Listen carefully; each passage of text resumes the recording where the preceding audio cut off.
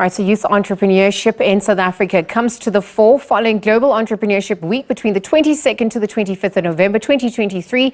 Various initiatives aimed at creating lasting solutions for economic growth amongst the youth will be explored whilst addressing issues of sustainability too. Risuna Maluleke, Chief Entrepreneurship Officer at Young African Entrepreneurs Institute, joins us via video link to weigh in further. Risuna, good afternoon and thank you for your time with us here on the SABC. Hey, good afternoon, Leslie, and thank you for having me, and good afternoon to your listeners at home. Let's get into the significance of Global Youth Entrepreneurship Week and what it entails. Yes, the Global Entrepreneurship Week is basically a celebration and showcasing of entrepreneurship at different levels, celebrated in different countries. And South Africa gets to be party, to that in celebration. From different provinces and so on, and our main focus as far as this celebration will be centered around youth, as we are a youth entrepreneurship and enterprise development organization championing youth entrepreneurship across the country. Well, speaking about championing youth entrepreneurship across the country, what are some of the barriers to entry and also the risks involved at this point for entrepreneurs in South Africa's landscape?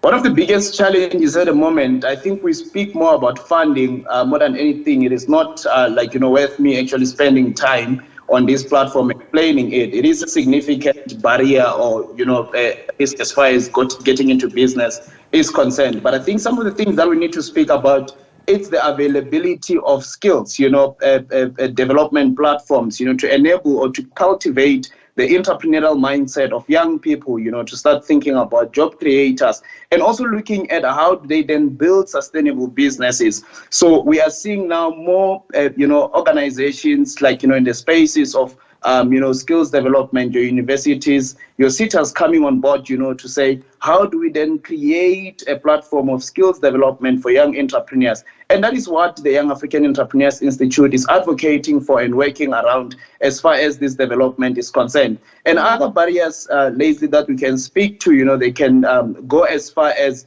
lack of mentorship or advisory, guidance. And that is why we then established even a wing, or a unit within the Young African Entrepreneurs Institute that focuses on advisory called the Center for Venture Viability and Sustainability, led by Linda Hassi, one of our directors. So we're looking at those kind of things. How do we bridge these gaps? And then now finally also guiding them into accessing, funding. We have a memorandum of understanding with the likes of CIFA, to say, how do we support young people to gain access to funding, bringing also private sector such as banks, ABSA and all that. So these are some of the things to say, how do we create an enabling environment, to drive youth entrepreneurship. So for us, it's more an enabling environment, ecosystem driven, and that is what we believe that is going to create a sustainable solutions to entrepreneurship development. Risuna, you speak about enabling environment, you speak about funding, you speak about mentorship, the skills that are needed transitioning into entrepreneurship, the mindset also required.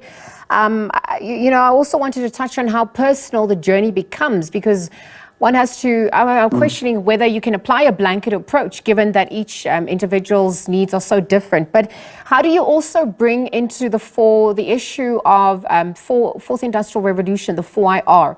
Have you catered to those provisions given the transition occurring the world over? Yes. So, the Fourth Industrial Revolution is a buzzing topic, across the country that everyone is speaking about. And its integration looks at now, how do we then digitally transform, institutions? In actual fact, that is what my master's at Wits University in Entrepreneurship and New Venture Creation is focusing on now, to say that how do we, look at digital transformation as a driver for entrepreneurship across the country. We are going to run a skills program, for example, Leslie. Now you and I are able to have a conversation, on TV like this, while I'm at home and you're in the studio and so on. So these are some of the things, and not only limited just to the video elements and so on, but looking at other nitty-gritties such as Internet of Things and how do they drive, entrepreneurship across the country. So our center, for example, has also the EdTech solutions, which is electronic and digital solutions, looking at driving such a change, through our academy as well across the entrepreneurship,